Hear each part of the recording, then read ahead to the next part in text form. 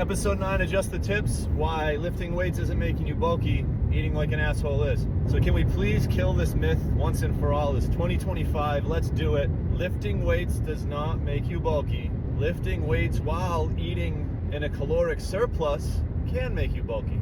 You know what will happen from lifting weights though, is you'll be stronger, you'll be leaner, you'll have a more capable body, you'll be less likely to get injured, and as if those benefits weren't enough, you'll look great naked. Who doesn't want to look amazing naked? Listen, building muscle is difficult. It takes, at the minimum, months and months, but usually years of consistently lifting heavy, progressively overloading correctly, recovering well, eating in a caloric surplus, getting enough sleep, drinking enough water, the whole thing. It requires a lot of things to go well. And let's be honest, chances are you're nowhere near having excess muscle. People don't realize all the health benefits of having muscle tissue on your body, but I could do several episodes just on that. What people usually confuse with bulky is they build new muscle tissue while also adding new adipose tissue, new fat, and that makes you bigger. I think a lot of times, in particular with women, you're judging the scale a lot. I'm not saying don't weigh yourself. I think weighing yourself's fine. Knowing your weight is useful information depending on your goal, but keep in mind,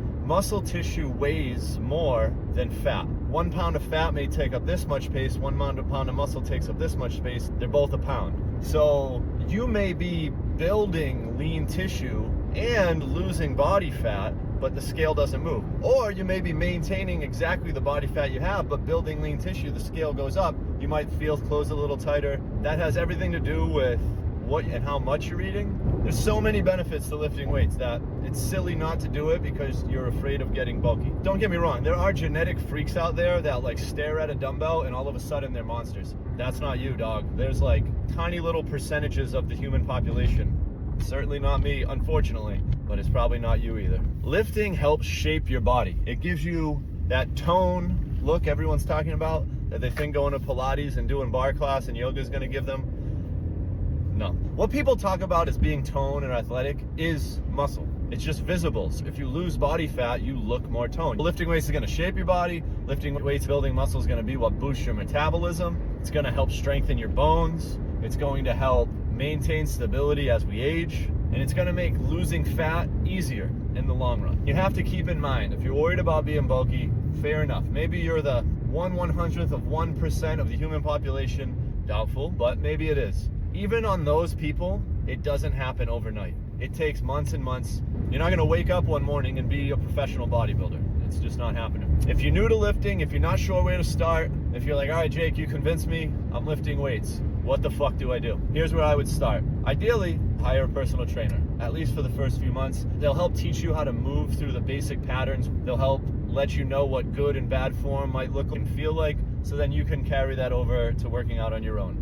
But even if you don't want to do that, I would go to Planet Fitness or whatever the $10 a month gyms are, sign up for a membership. I would walk in there twice a week, set your clock for 30 minutes. Most gyms have like a circuit of machines that work your whole body, and I would go through those. And I would take your phone with you, and I would write down what machine you did, I'd write down how much weight you did, and I would write down how many reps you did each round you went through that. You want to make sure you're working hard enough to get results, and at first, this is less important, but relatively quickly, this will become important. So you want to make sure you're pushing to a 7 or 8 out of 10 for difficulty. 10 being you couldn't do another rep, so you're probably leaving 2 to 4 reps in the tank, but you have really good form. You don't want to push through any joint pain. You want to use as much range of motion as you can without joint pain or discomfort. And make sure you write everything down, because next time you go, you're going to try to beat those numbers by maybe a rep, or try to do a little bit more weight, or try to make it through another round in your 30 minutes. I would do that for 4 to 8 weeks. That becomes more of a habit. And then maybe you think about adding a third day.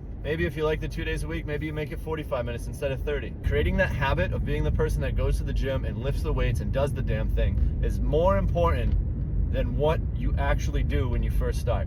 The habit is going to be what carries you to reach your goals and to make this long-term and sustainable. The particulars of what you do, and trust me, look, I major in the particulars. It's what I do for a living. I help people dial it in and make sure they're optimizing every second of every workout. It's my thing. But if you're just starting out, you don't need to do that yet. If you want to do that, great. Call me. We'll fucking set up a plan. I'll get you going. We'll dial everything in. Awesome. I think there's lots of benefits to that. But when you first start and you really don't need that, you can make a lot of progress just doing the low-hanging fruit. If you're someone who's been doing this for a while and you're like, dude, I don't know what to do next, what's the next step? Julie and I can definitely help with that. Drop a comment or send us a message. We'll get in touch with you, set up a time to chat, and we'll see how we can help you. Thanks for watching. Don't forget to like, comment, share it with someone you think needs to hear it. Stay tuned for episode 10 of Just the Tips. Until then, have a great day. Be healthy. Love you. Bye.